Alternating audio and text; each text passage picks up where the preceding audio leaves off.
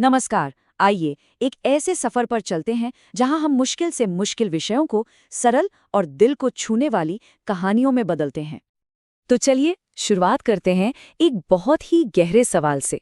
एक ऐसा सवाल जो शायद हम सब कभी ना कभी खुद से पूछते हैं कि जिंदगी और मौत में हमारा एकमात्र सुकून क्या है।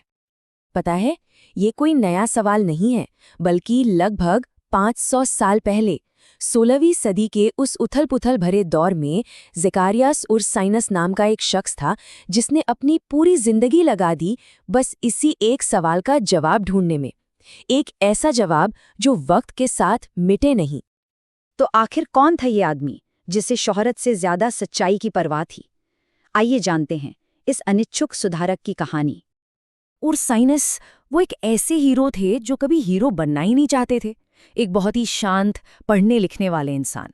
और सोचिए, वो बड़े हुए एक ऐसे वक्त में जहां चारों तरफ बीमारियां, मौत का डर और धर्म के नाम पर बहस झगड़े, बस यही सब था। जरा कल्पना करके देखिए उस दुनिया की। उन्हें लाइमलाइट बिल्कुल पसंद नहीं थी, हमेशा उससे दूर भागते थे। उन्होंने एक बार लिखा भी था, ओ काश मैं किसी कोने में छिपा रह पाता। लेकिन देखिए, उनकी सच्चाई की जो तलाश थी, उसने आगे चलकर लाखों करोड़ों लोगों के विश्वास को हमेशा के लिए बदल दिया। अच्छा, उनके काम को ठीक से समझने के लिए ना पहले उस जमाने को समझना जरूरी है। मतलब वो दुनिया कैसी थी जिसमें वो रहते थे। एक ऐसी दुनिया जहां लोगों के पास कोई आश्वासन, कोई पक्का भरोसा नहीं था।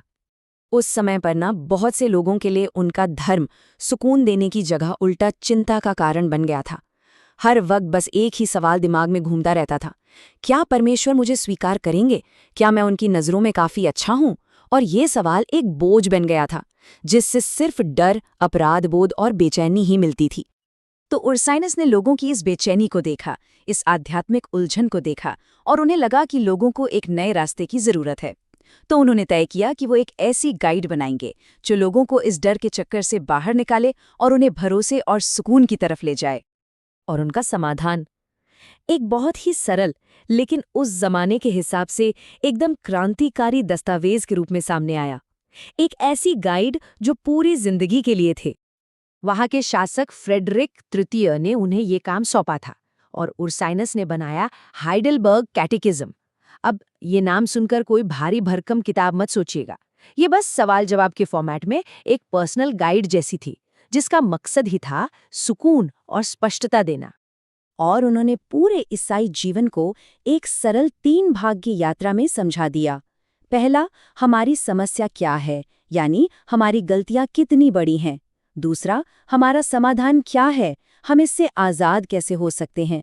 और तीसरा, हमारा जवाब क्या होना चाहिए, यानी हम शुक्रिया अदा करते हुए कैसे जिएं। एकदम सरल है ना? समस्या, समाधान और प्रतिक्रिया। इस कैटेकिज्म का जो दिल है, इसकी जो जान है, और उरसाइनस का उस पहले सबसे बड़े सवाल का जवाब, वो इसके शुरुआती पंक्तियों में ही मिल जाता है। तो सुकून की शुरुआत इस बात से नहीं होती कि हम क्या करते हैं। नहीं, इसकी शुरुआत एक बुनियादी सच्चाई से होती है कि हम किसके हैं। और ये विचार उस वक्त के लिए एकदम क्रांतिकारी था। उरसाइनस ने सिखाया कि असली सुरक्षा, असली सुकून किसी ऐसे से जुड़ने में है जो हमेशा विश्वास के लायक है, तब भी जब हम नहीं होते। फोकस हम पर नहीं है, फोकस उस पर है। और ये जो जुड़े होने का एहसास है ना, ये इस बात पर निर्भर नहीं करता कि हम कितना अच्छा काम करते हैं। नहीं, ये एक तोहफे पर आधारित है। एक बचाव जो पहले ही पूरा हो चुका है। ये कुछ ऐसा है जो हमें दिया गया है, ये हमने कमाया नहीं है। इसीलिए अच्छे काम करना परमेश्वर को खुश करने की कोई तनाव भरी कोशिश नहीं है, बल्कि ये तो उस बचाव के लिए, उस तोहफे के लिए दिल से निकला एक स्वाभाविक धन्यवाद है। ये मुझे करना पड़ेगा से मैं करना चाहता हूं वाला बदलाव है। बहुत बड़ा फर्क है।